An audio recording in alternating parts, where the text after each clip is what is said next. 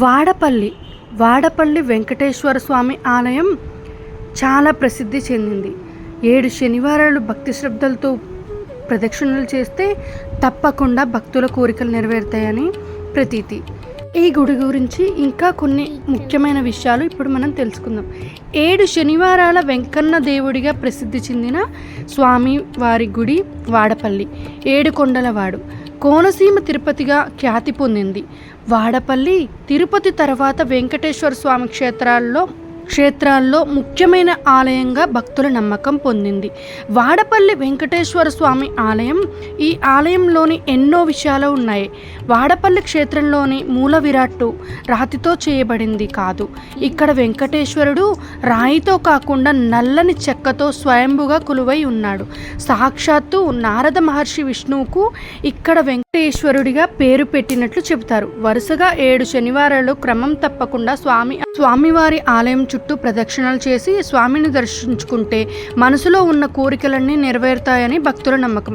అందువల్లే ఈ క్షేత్రానికి శనివారాల్లో వేల సంఖ్యలో భక్తులు తరలి వస్తుంటారు. వాడపల్లి వెంకటేశ్వర స్వామి ఆలయ చరిత్ర గురించి ఇప్పుడు తెలుసుకుందాం. ఆలయ చరిత్ర. శ్రీకృష్ణుడు తన అవతారం చాలించి వైకుంఠానికి చేరుకుంటారు. దీంతో ద్వాపర యుగం ముగిసి కలియుగం ప్రారంభమవుతుంది. కలియుగంలోని ప్రజలు దైవ చింతన మరిచిపోయి డబ్బు సంపాదనపై ఎక్కువ దృష్టి సారిస్తూ ఉంటారు. దీంతో భూమండలంపై పాపాలు పెరిగిపోతూ ఉంటాయి. ఈ విషయంపై మునులు తీవ్రంగా భయపడతారు. నారదుడి ఆధ్వర్యంలో వైకుంఠానికి వెళ్ళి ఈ భూమండలంపై జరుగుతున్న విషయాలను విష్ణువుకు తెలియజేసి ప్రజలను చెడు మార్గం వైపు వెళ్ళనీయకుండా రక్షించాల్సిందిగా వేడుకుంటారు. దీంతో వారానికి విష్ణువు అభయమిస్తాడు. ఈ కలియుగంలో తాను కలియుగ దైవంగా వెలిసి నిత్యం ప్రజలతో పూజలు అందుకుంటానని చెబుతాడు. దీనివల్ల మనుషుల్లో భక్తిభావం పెరుగుతుందని అభయమిస్తాడు. వాడపల్లిలో స్వయంభుగా వెలుస్తానని వారికి వివరిస్తాడు. దీనితో మునులు సంతోషంతో అక్కడి నుంచి వెనుతిరిగి వెళ్తారు. కొన్ని రోజుల తర్వాత వాడపల్లి వద్ద ఉన్న గౌతమి నదిలో ఓ చందనం పెట్టే తీరం వైపు వస్తున్నట్లు కనిపిస్తుంది. అయితే దానిని గుర్తించి తీసుకురావటానికి వెళ్తే నదిలో ఆ పెట్టె కనిపించదు. చివరికి వాడపల్లి గ్రామంలో వృద్ధ బ్రాహ్మణుడి కలలో ఆ పెట్టెలో శ్రీ మహావిష్ణువు లక్ష్మీ సమేతుడై ఉన్నాడని, శుచిగా వెళితే కనిపిస్తాడని వినిపిస్తుంది.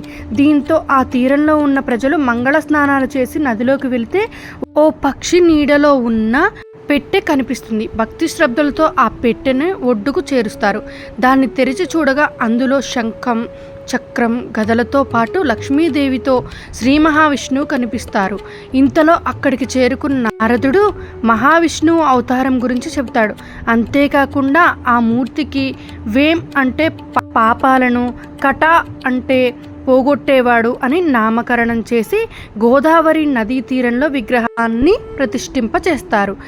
అలా ఇక్కడ కొలువైన స్వామికి వెంకటేశ్వరునిగా పేరు వచ్చింది. స్థానికులు ఆలయాన్ని చిన్నగా నిర్మిస్తారు.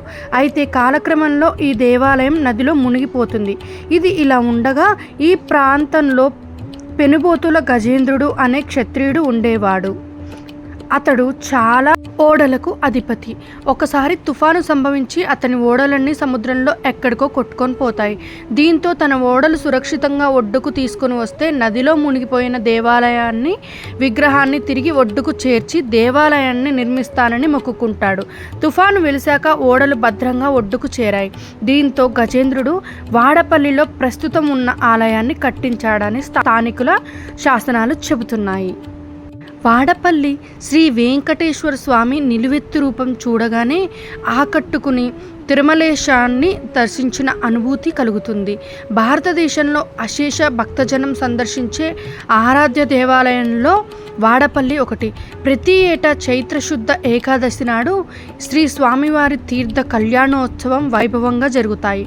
వాటిలో భాగంగా జరిగే రథోత్సవ కార్యక్రమంలో అంగరంగ వైభవంగా జరుగుతుంది. ఈ ఉత్సవాలు చూడటానికి భక్తజనులు ఎక్కడెక్కడి నుంచో తరలి వస్తూ ఉంటారు. మంచి ఆలయ చరిత్రల గురించి వీడియోతో మీ ముందుకు వస్తూనే ఉంటాను. Thank you. కొత్తగా ఛానల్ని చూస్తున్న వాళ్ళు సబ్స్క్రైబ్ చేసుకొని నా ఛానల్ని సపోర్ట్ అయితే చేయండి. మరింత ఇన్ఫర్మేషన్తో మీ ముందుకు వస్తూనే ఉంటాను. Bye bye all.